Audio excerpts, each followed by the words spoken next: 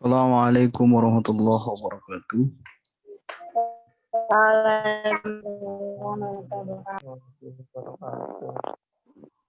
Kita ketemu lagi memasuki semester genap. Mulai minggu ini kita pertemuan pertama di semester genap ini. Mudah-mudahan pesertanya lebih banyak dari semester kemarin. Nanti kalau ada yang belum bisa mengikuti Zoom, bisa mengikutinya lewat YouTube. Itu. Ataupun jika mengikuti Zoom tidak bisa, YouTube tidak bisa, ya harus menemui saya di sekolah. Saya selalu ada di hari Jumat, silakan ketemu saya di hari Jumat. Termasuk nilai-nilai yang kemarin belum bagus, silakan ketemu saya di hari Jumat. Kalau ingin perbaikan nilainya. Itu sebagai awal kita menyampaikan informasi di awal dulu. Beberapa materi yang akan kita pelajari. Pertama, kita akan melanjutkan pertemuan kemarin di semester ganjil, yaitu mengulang sedikit terkait dengan program linier. Pertama, yang kedua adalah barisan dan deret bilangan. Dan nanti kita akan mengulas. Terakhir adalah geometri. Oke, mari kita mulai saja untuk menyingkat waktu. Ini sambil saya nunggu yang masuk. Ini sudah ada 23 yang bergabung. Kita mulai membicarakan materi hari ini. Oke, kita mulai membicarakan materinya hari ini.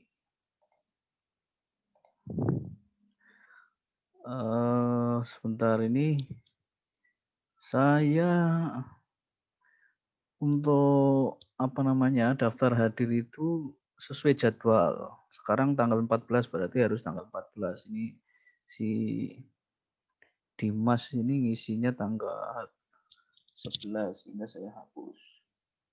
Ya, ini. Jadi kalau yang ngisi kehadiran tidak sesuai, nanti saya hapus. Terus di ATPH berapa ini? ATPH 1 ini Daluin ini Ahmad Rivaldi ini. Jadi saya hapus dulu, nanti silakan isi ulang. Ini saya hapus dulu. Ya, sama tadi siapa? Dimas. Jadi ngisi daftar hadirnya sekarang adalah tanggal 14. Ini tanggal yang pertama itu tanggal 7 ya. Nah, linknya saya bagikan dulu. Oke, saya bagikan untuk linknya. Silakan nanti diisi di bagian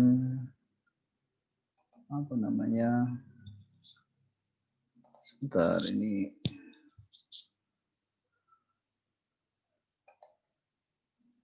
Oke, sebentar ini di bagian mana ini? Ya oke, nanti saya bagikan di grup saja. Ya, saya bagikan di grup saja ini daftar hadirnya. Ya. Oke, sebentar saya bagikan di bagian chat. Nah, ini dia. Chatnya sudah kelihatan. Nah.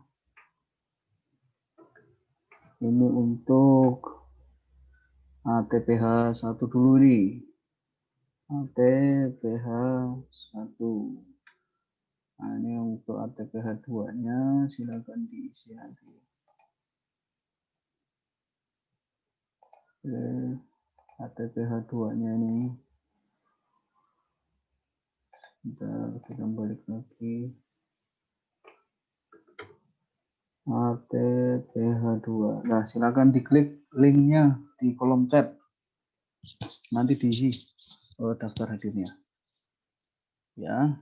Ya, sambil nunggu yang lain atau sambil mengisi daftar hadir, mari kita berbicara program linear. Program linear itu adalah salah satu bagian dari ilmu matematika yang sering digunakan baik di bidang teknik ataupun di bidang ekonomi untuk digunakan sebagai membantu perencanaan, baik perencanaan bidang teknik ataupun ekonomi.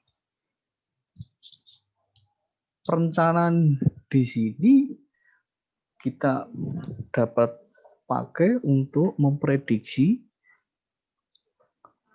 pendapatan maksimum ataupun biaya minimum. Nah, itu terkait di bidang ekonomi dan lain-lain. Nah, nanti saya harapkan kalian bisa memahami betul.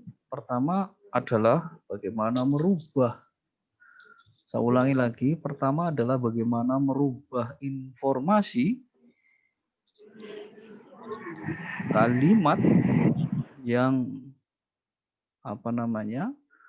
seperti saya tampilkan ini contoh, ke dalam bentuk kalimat matematika.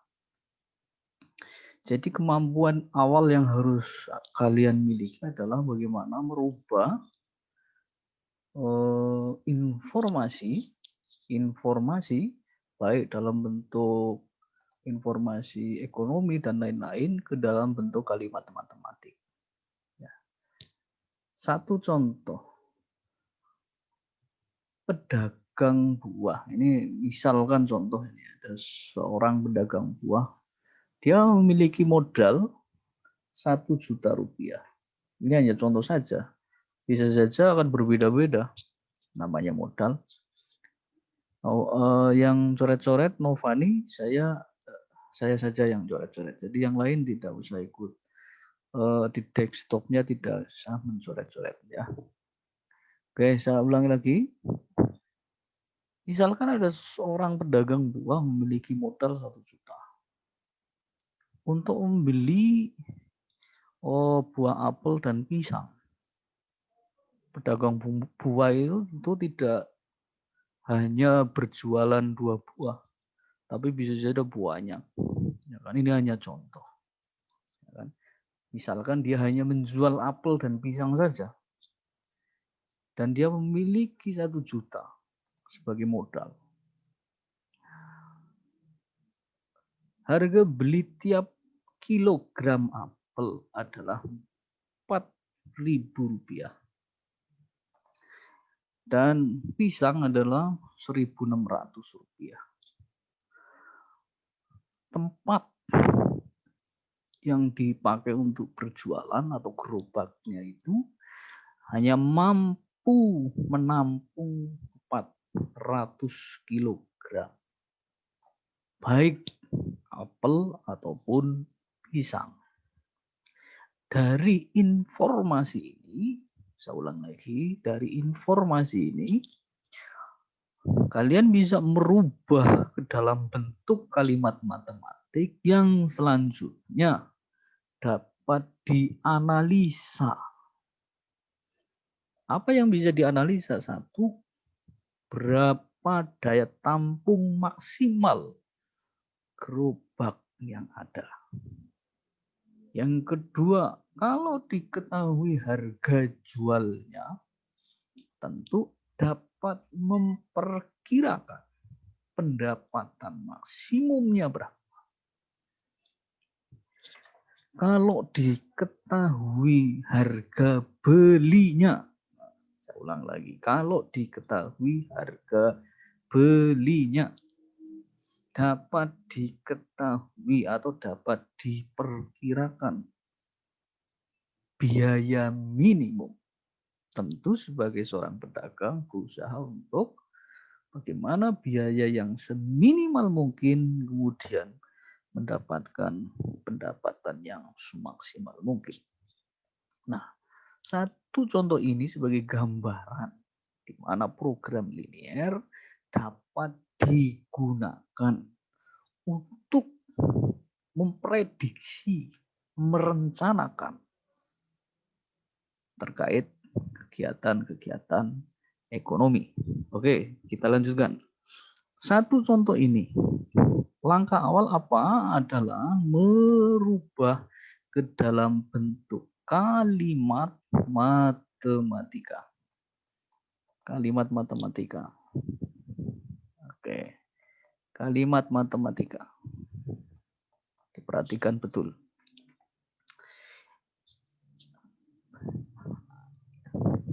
Boleh menggunakan tabel bantu. Di sini ada buah. Anda tuliskan ada apel. Kemudian ada pisang. Ini pisang. Oke. Kemudian ada apa lagi? Harga beli. Tiap kilogram harga beli. Harga beli. Harga beli. Oke. Apelnya 4.000. Pisangnya adalah 1.600 per kilo. Per kilonya. Oke ya. Ini tabel pembantu saja. Nah, ini untuk membuat variabel. Saya perlu tekankan bagaimana membuat variabel. Variabel X, Y. Maksudnya apa variabel? Variabel sebuah simbol untuk menggantikan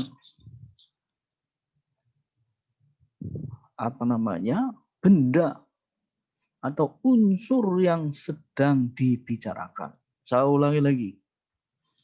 Apa yang dinamakan variabel adalah sebuah simbol untuk menggantikan benda atau unsur yang sedang diamati. Yang sedang diamati adalah apel dan pisang. Maka ketika apel disimbolkan dengan X, saya pelan-pelan, silakan dipahami betul. Ketika apel disimbolkan dengan X, maka variabel apel ini diganti oleh simbol X. Nah, ini yang dinamakan variabel. Ini istilah ini nanti kalian akan pakai setelah ketika kuliah pun nanti akan selalu ketemu dengan istilah variabel. Jadi diperhatikan betul, tidak berbicara sampai hanya di sini saja. Ketika pisang disimbolkan dengan Y, nah, maka Y adalah menggantikan pisang. Nah, ini yang dinamakan variabel, gitu ya. X, Y. Jadi silakan nanti dicatat yang bagus. Nah, sekarang bagaimana membuat kalimat matematikanya? Harga per kilogram apelnya adalah 4.000. 4.000. Saya tuliskan 4.000. Apel. Apel tadi udah diganti simbolnya dengan X. Maka 4.000 X ini maknanya adalah harga per 1 kilogram apel adalah 4.000. Saya ulang, 4.000 X ini maknanya adalah harga per 1 kilogram apel adalah 4.000. Karena kita berjualan dua jenis buah, yang satunya pisang, maka saya menggunakan notasi penjumlahan. Saya ulang lagi. Karena kita berjualan 2 jenis, kita menambahkan ada pisang yang harganya 1.600. Pisang. Kita simbolkan Y. Nah, kita baca 4.000 X. Maknanya harga 1 kilogram apel adalah 4.000 ditambah harga per 1 kilogram pisang adalah 1.600. Oke, saya ulangi lagi, saya tuliskan lagi di bawah ini biar jelas. 4.000 X ditambah 1.600 Y. Mananya tadi ya? Kita hubungkan dengan modal. Modal kita adalah 1 juta. Tuliskan 1 juta. Oke, hubungkan dengan modal.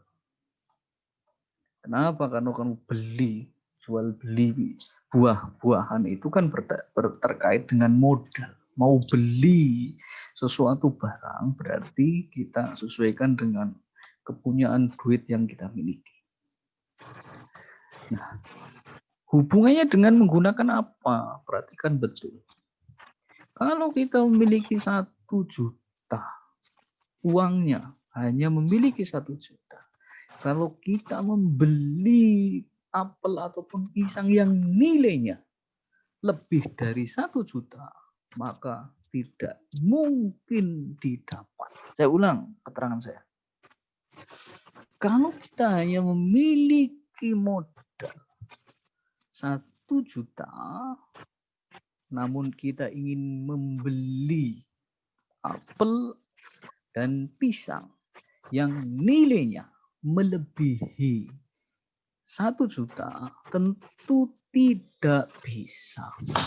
Yang bisa yang bagaimana? Yang bisa adalah membeli apel atau pisang yang nilainya kurang dari atau sama dengan 1 juta. Nah, ini tandanya adalah kurang dari. Nah, ini maknanya harus kalian paham. Penjelasan saya tadi. Ya, kenapa kurang dari tadi? Ya, ini satu model matematikanya kita sudah dapat. Kalaupun mau disederhanakan, silakan disederhanakan. Coret nolnya, 2, dan seterusnya. Ini sebagai tugas nanti Anda disederhanakan. Sederhanakan ini, saya kasih titik-titik. Harus disederhanakan. Ya, sampai bentuk paling sederhana. Dilanjutkan sebagai catatan. Oke, lanjut. Yang kedua, apa yang kita dapat informasi yang berikutnya adalah tempat. Ini ada tempat. Hanya dapat menampung 400 kg buah. Yang kedua, informasinya memiliki tempat hanya dapat menampung 400 kg. Yang ditampung siapa? Yang ditampung adalah apel dan pisang. Oke. Saya ulang lagi. Informasi kedua adalah tempat untuk menampung buah-buahan. Yaitu tempatnya hanya mampu menampung 400 kg. Yang ditampung siapa? Yang ditampung adalah apel dan pisang. Hubungannya apa dengan 400 kg ini? Perhatikan lagi. Kalau tempatnya hanya mampu, keterangannya itu hanya mampu atau bisa atau dapat menampung 400 kg. Kalau diberi yang lebih dari 400 kg tentu tidak bisa. Kita ulang. Kalau tempatnya hanya mampu menampung 400 kg, kalau tempatnya itu kasih apel ataupun pisang lebih dari 400 kg, tentu tidak bisa. Yang bisa seperti apa? Yang bisa ya yang kurang dari atau sama. Nah, ini model matematika yang kedua. Oke, ini dua ini saya harapkan kalian bisa pahami dua model matematika ini. Nah, yang ketiga apa? Yang ketiga, kalau kita ingin berjualan apel, maka harus ada apelnya. Masa mau pingin berjualan apel nggak ada apelnya? Nggak ada apelnya kan berarti kan belum belanja. Boleh saja. Tetapi negatif tidak boleh. Artinya negatif ngutang apel ya nggak boleh. Ya mau jualan kok ngutang apel ya nggak jadi jualan. Ya. Maka ini tandanya harus ada apel. Harus ada itu berarti lebih dari 0. Atau kalau belum belanja, belum ada apelnya ya atau sama. Ya. Ini lebih dari atau sama dengan, saya harapkan kalian paham tadi keterangan saya. Yang keempat, oke, kalau mau jualan pisang, ada pisangnya. Ada pisangnya dinotasikan lebih dari 0. Atau kalau belum belanja ya pisangnya belum ada atau sama dengan 0. Nah, jadi model matematika yang dapat dibentuk ada 4 hal. Saya ulang lagi. Model matematika yang dibentuk ada 4 hal. Sebagai tugas Anda yang model matematika pertama, ini disederhanakan. Dicatat yang rapi di dalam catatan buku masing-masing, dipoto dan diunggah di folder yang di semester ganjil saya bagikan. Pertemuan hari ini hanya seperti ini saja, dipahami, diulang lagi. Besok kita berbicara bagaimana menganalisa. Saya ulang lagi. Besok kita berbicara bagaimana menganalisanya untuk mendapatkan yang maksimum, minimum, dan seterusnya. Gimana? Cara menyederhananya semuanya bisa dibagi dengan bilangan yang sama. Ya, 40 dengan 16 ini kan 40 kan nolnya udah saya coret ini ya. Nolnya udah saya coret 2, 2. Berarti menyisakan bilangan 40, menyisakan bilangan 16, menyisakan bilangan 10.000. Nah, 40, 16, 10.000 dapat dibagi bilangannya sama. Ambil bilangan berapa? Misal 4 juga boleh. Kalau dibagi 4 itu ini ada 10x gitu. Plus 16 dibagi 4 itu kan berarti 4y gitu. Kurang dari 10.000 dibagi 4 itu berapa? Kalau masih bisa disederhanakan lagi, sederhanakan lagi, dibagi dulu sampai bentuk yang paling sederhana. Oke? Ada lagi yang bertanya?